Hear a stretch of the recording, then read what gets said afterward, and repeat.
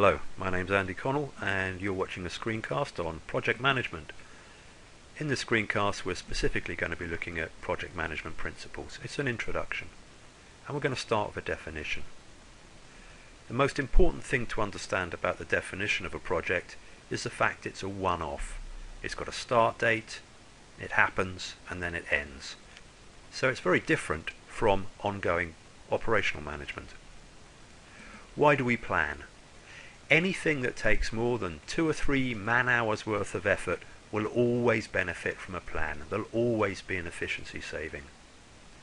You've got to understand what tools you need, what resourcing, how much it's going to cost. You want to understand what the delivery date is. You want to understand how far down the track you've got as you do the project. And it's a project plan which will allow you to resource the project and then monitor the progress and know when you've got there.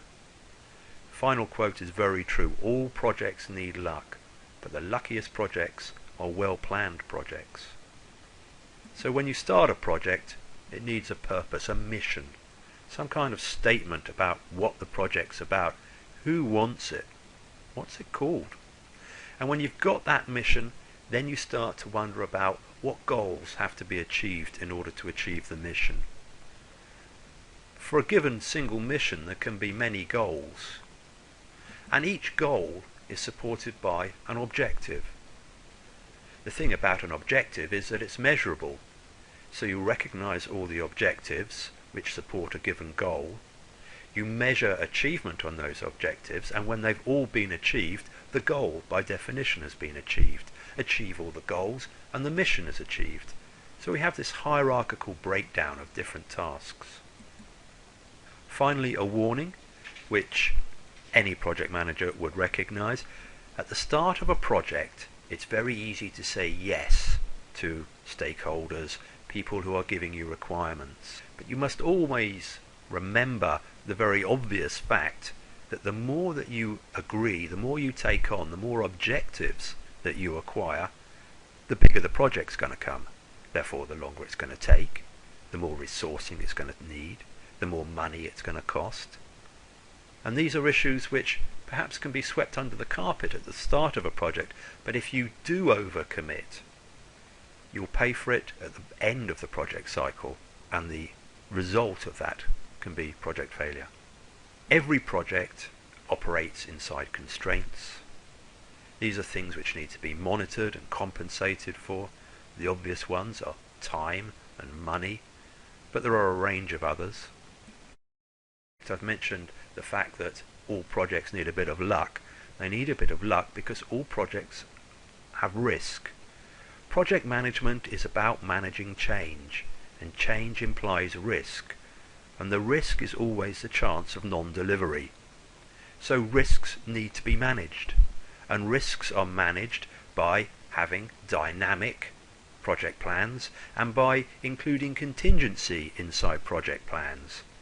So we don't par down our resourcing so it's just enough to get us through the door.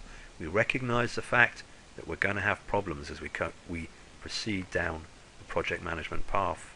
So when we set up a project management, what things are we doing? Pretty much what you'd expect. You're creating your plan, assembling a team, you're talking to your stakeholders, you're putting in place contingency plans, and then we have kickoff. The project initiates. And then we have the ongoing project administration tasks where we're looking at the plan, we're looking at what's happening on the ground, we're seeing how much money we're spending. We've got other things to do, such as maintain the file structures of all the code and the database files which are being produced. It is essential that we have good communications inside our team. It's essential that we record the money being spent. We need to make sure that stuff comes on stream as and when we need it according to the project plan. Finally, of course, as the plan proceeds, the plan must be updated. The project plan is always accurate because the project plan is constantly being updated. A quick look at people associated with the development team who do not have a development role. I've mentioned the word stakeholder. That's a person who's perhaps not directly involved with the project but is very interested in its success.